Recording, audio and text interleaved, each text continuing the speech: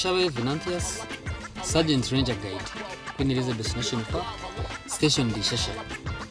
And we are here having a look at a pride of lions.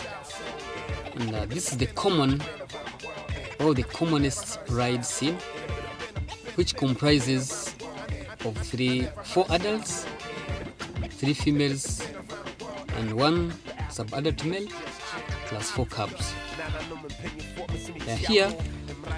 Now, though the group is missing 1 female, maybe on the ground or up in the tree, somewhere else. And they are up in the trees because, as I said, we call them tree climbing lions. The reason is that they climb up in the trees, which is not common in other lions. And they are nowhere different, the same species of lions we have on the planet Earth. But these ones, they have that tactic and ability of climbing up in the trees because we feel it's because our soil here is clayish.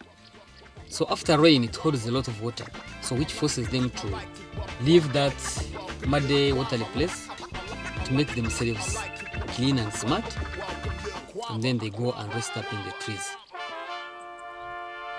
That's why they commonly up in trees most of the time.